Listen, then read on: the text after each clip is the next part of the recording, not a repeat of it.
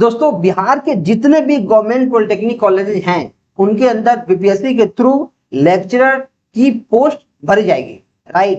तो उसके लिए कौन लोग एलिजिबल हैं, कैसे प्रिपरेशन करना है, सिलेबस क्या है, एक एक चीज मैं आपको वीडियो बताऊंगा और आप वीडियो काफी ध्यान से देखो। सबसे पहले मैं क्या करता हूं, नंबर ऑफ वैकेंसीज बताने से पहले मैं चलता हूं लास्ट में और आपको एक चीज दिखाता हूं। यहां लिखा है साक्षात्कार के लिए अभ्यर्थियों को सिर्फ सिर्फ सिर्फ सिर्फ लिखित परीक्षा के आधार पर शॉर्टलिस्ट किया जाएगा। मतलब इसमें काफी सारे अलग अलग चयन के प्रोसेस हैं, लेकिन अगर आपको सिलेक्शन लेना है तो आपको जो लिखित परीक्षा है, जो रिटन एग्जाम है, उसके अंदर काफी अच्छा परफॉर्म करना होगा। और जो जनरल लोग हैं कम से कम उनको 40% चाहिए। अब मैं क्या करता हूं, सबसे पहले चलता हूं आपको दिखाता हूं ये नोटिस। इसमें क्या है कि हमारे पास जो राजकीय पॉलिटेक्निक हैं उनमें कौन से ब्रांच में कितने पोस्ट खाली है। तो हमें कंप्यूटर साइंस का देखना है। जो कंप्यूटर साइंस है उसमें अभी क्या है, 265 पोस्ट है, पूरा का पूरा 265, लेकिन 55 लोग पहले से काम कर रहे हैं। अभी 210 पोस्ट खाली है, 210 सिर्फ कंप्यूटर साइंस में, जो अपने आप में काफी ज्यादा है। तो अगर आपने सिर्फ बीटेक कर रखा है, BTech in computer science, BTech in IT, सिर्फ बीटेक कर रखा है तो आप एलिजिबल हैं और ये बहुत अच्छा मौका है। सैलरी भी काफी ज्यादा इसका रहता है। अब देखो जो नोटिस है इसको मैंने शॉर्ट टर्म में लिखा है। इसकी क्राइटेरिया क्या है, कौन लोग भर सकते हैं। तो जितने लोगों ने इंजीनियरिंग में बी किया, बैचलर ऑफ इंजीनियरिंग, या फिर बीटेक किया, या फिर बीएस किया, बीएससी इंजीनियरिंग किया। देखो जो बीएससी होता है, बीएससी आईटी या फिर सीएस, ये लोग एलिजिबल नहीं है। जो बीएससी मतलब जो इंजीनियरिंग है, जो 4 साल का डिग्री है, 3 साल वाले डिग्री एलिजिबल नहीं है। कंप्यूटर साइंस में या फिर इंजीनियरिंग में वो एलिजिबल है, और वो भी फर्स्ट क्लास से। जैसे फर्स्ट क्लास विद डिस्टिंक्शन, जो फर्स्ट क्लास से किए हैं वो एलिजिबल है। डिस्टेंस और ओपन मोड के लोग एलिजिबल नहीं है। और बाकी ये विभागीय आप पढ़ सकते हैं। ये 2020 का हमने नोटिस उठाया था, जो एक्चुअल नोटिस था उसके हिसाब से बता रहे हैं क्राइटेरिया, वही क्राइटेरिया इस बार भी रहेगी। सिलेक्शन प्रोसेस क्या है कि आपको देखो, अगर आपने सिर्फ बीई किया है या फिर बीटेक किया है तो आप एलिजिबल तो हो, लेकिन जो पीएचडी कर लिया है, जो एमटेक कर लिया है, उसके लिए 10% मार्क्स एक्स्ट्रा बढ़ जाएगा। अगर आपने सिर्फ बीटेक किया है तो आपको 10% आपके मार्क्स के बेसिस पे मिलेगा। 10%, 40% का एग्जाम होगा, 40% का एग्जाम होगा। और जो सिलेबस होता है, सिलेबस वो गेट का सिलेबस होता है। गेट मतलब रिटन एग्जाम को क्वालिफाई करना आसान नहीं है। जो रिटन एग्जाम है सबसे ज्यादा मुश्किल वही है। अच्छा, उसके बाद इंटरव्यू हमारे पास ये क्या लिख रहा है, 100 मार्क्स।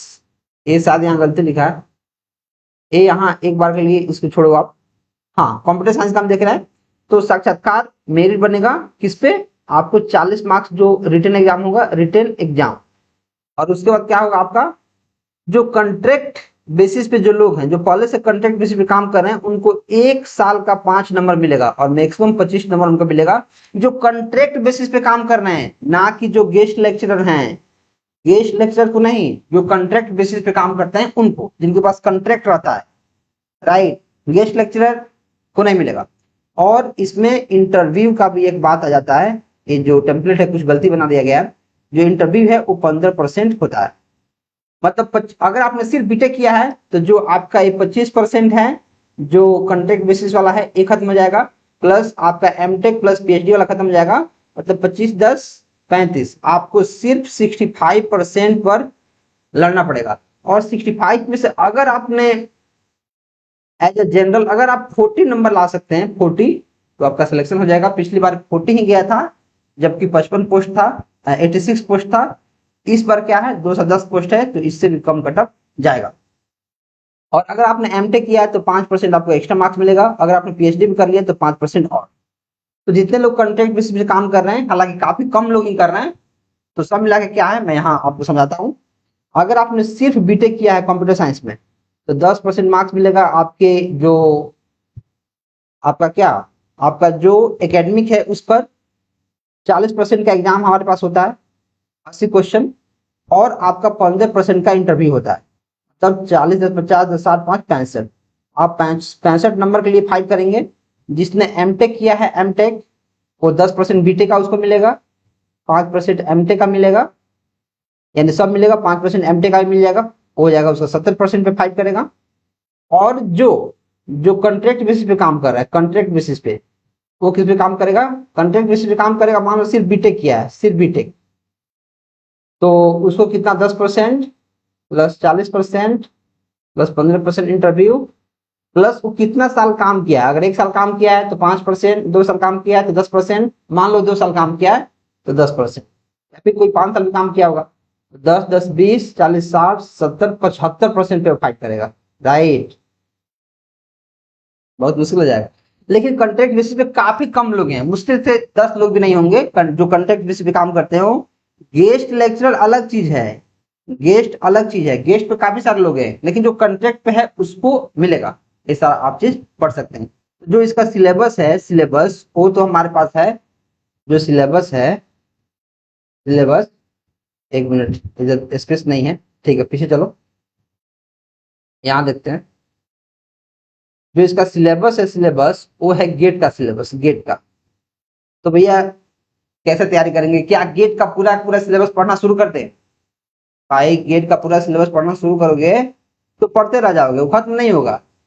अगर बहुत अच्छे से पढ़ोगे, रोज 3-4 घंटा पढ़ोगे, टाइम दोगे, क्योंकि तुम कहीं ना कहीं जॉब कर रहे होगे, तो तुमको इसको करने में 1.5 साल लगेगा। तो भैया कैसे पढ़े?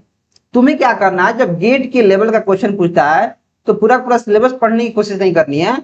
लास्ट 15 ईयर्स, लास्ट 15 ईयर्स जो गेट का पीवाईक्यूज है कंप्यूटर साइंस के लिए, उसका बुक खरीद लेना है और एक एक पेपर को सॉल्व करना है। और जैसे मान लो उसमें कोई है सेमाफोर, कोई टॉपिक है सेमाफोर से क्वेश्चन दिया है, तो अब सेमाफोर क्या है उसके बारे में 10 चीजें जान लो। सेमाफोर क्या है, क्यों है, क्या क्या चीजें होती है इसमें इन्वॉल्व होती हैं, कैसे सॉल्व करते हैं, एक एक चीज जान लो।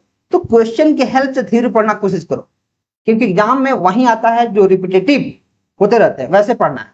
और जैसे इसका नोटिफिकेशन आ जाएगा, मैं क्या करूंगा, इसका क्लास मिला दूंगा।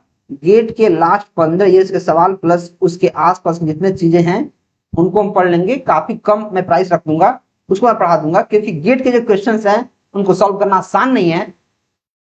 अगर 80 क्वेश्चन आएगा 40 नंबर का, तो बच्चों से 16 नंबर नहीं आ पाता है, 40 में से 16 नंबर लाना मुश्किल है। कोई 8 लाता है, 2 लाता है, कोई 2 नंबर लाता है, राइट। तो ऐसे अपन कर लेंगे। अभी क्या करना है, बस इतना जान लेना है।